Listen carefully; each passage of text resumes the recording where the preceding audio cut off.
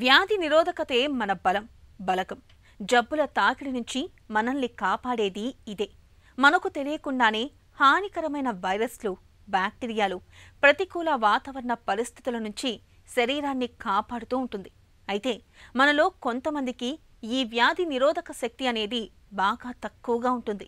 ఫలితంగా చాలా త్వరగా జబ్బులకు, వైరస్లకు చిక్కుతూ ఉంటారు. మరి వ్యాధి నిరోధకతను చక్కగా ఉంచుకునేందుకు ఏం చేయాలి? ఇందుకు చక్కటి ఆహారపు అలవాట్లను పాటించడం ఒక చక్కటి పరిష్కారం.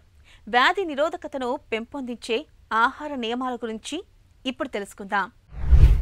మెయిన్ ఇమ్యూనిటీ పెరగాలి అంటే ఒక healthy life style, healthy eating habits అనేవి ప్రతి ఒక్కరూ అలవాటు చేసుకోవాలి. హెల్దీ ఈటింగ్ హ్యాబిట్స్ అంటే ఏంటంటే మెయిన్ గుర్తుంచుకోవాల్సింది 3 వైట్స్ అనేవి కంప్లీట్గా ఫుడ్లో అవాయిడ్ చేయాలి. ఆ మొదటి వైట్ ఏంటంటే షుగర్ ఒకటి అవాయిడ్ చేయాలి. నెక్స్ట్ ఏంటంటే రైస్ ఒకటి అవాయిడ్ చేయాలి. థర్డ్ మైదా. ఈ 3 కూడా ఈ 3 వైట్స్ అనేవి ఇమ్యూనిటీని తగ్గిస్తాయి. ఈ 3 ఎవరైతే ఎక్కువ తీసుకుంటారో వాళ్ళలో రోగనిరోధక శక్తి తక్కువ ఉంటుంది. సో ఈ 3 వైట్స్ అనేవి rice, maida and sugar.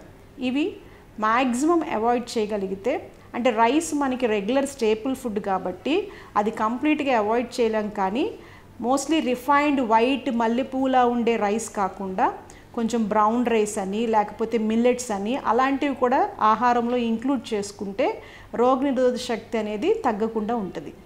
So ఇది main important thing. Junk foods avoid చేయటము, 3 వైట్స్ అవాయిడ్ చేయటము, 3 వైట్ ఫుడ్స్ అవాయిడ్ చేయటము. తర్వాత థర్డ్ ఏంటంటే మెయిన్ ఎక్కువ ఇప్పుడు యూత్లో కూడా ఎక్కువ డిసీజెస్, ఇమ్యూనిటీ తగ్గిపోతుంది. ఒకప్పుడు ఇమ్యూనిటీ రోగనిరోధక శక్తి అనేది ఒక సర్టెన్ ఏజ్ వచ్చిన తర్వాత ఎక్కువ ఎల్డర్లీ పీపుల్లోనే ఇమ్యూనిటీ రోగనిరోధక శక్తి తగ్గి ఉండేది. యూత్లో యంగ్ గర్ల్స్ కానీ యంగ్ బాయ్స్కి కానీ మంచి ఇమ్యూనిటీ లెవెల్ అనేది మంచిగా ఉండేది. కానీ ఇప్పుడు ఏంటంటే కంప్లీట్గా రివర్స్ అయిపోయింది. ఇప్పుడు యూత్లో కూడా మనము ఇమ్యూనిటీ కాంప్రమైజ్ అయిపోయి రకరకాల వ్యాధులు వాళ్ళల్లో కూడా చూస్తున్నాం. డయాబెటీస్ ఎర్లీగా రావటము, బీపీ రావటము, తర్వాత పీసీఓడి లాంటి కండిషన్స్ ఫీమేల్స్లో చూస్తే, తర్వాత ఆస్టియోపోరోసిస్, ఎముకలు గుల్లవటము, ఇవన్నీ ఇప్పుడు చూస్తే మన కోవిడ్ కూడా it's an immunity compromised disease. కోవిడ్లో కూడా చాలామంది యూత్కి ఎఫెక్ట్ అయిన వాళ్ళు మనం చూసాం. సో మెయిన్ ఏంటంటే యూత్లోనూ ఇలాగ మారటానికి కారణం, వాళ్ళు ఇప్పుడే ఇమ్యూనిటీ తగ్గిపోవటానికి, రకరకాల వ్యాధులు రావడానికి కారణం ఏంటంటే వాళ్ళ రోగనిరోధక శక్తి తగ్గటము, వాళ్ళ ఆహారపు అలవాట్లు, జీవన విధానం సరిగ్గా లేకపోవటము. సో ఇమ్యూనిటీ అనేది ఇప్పుడు ఎవరికైనా ఇప్పుడు జనరేషన్ చూస్తుంటే మనము ఇమ్యూనిటీ కాంప్రమైజ్ తగ్గిపోవటం అనేది ఏజ్తో సంబంధం లేకుండా చాలామందిలో, చిన్నపిల్లల దగ్గర నుంచి చాలామందిలో మనం చూస్తున్నాం. సో అందుకనే అలవాట్లు అనేవి మనం సరి చేసుకుంటే ఇమ్యూనిటీ కాంప్రమైజ్ అవ్వకుండా, తగ్గకుండా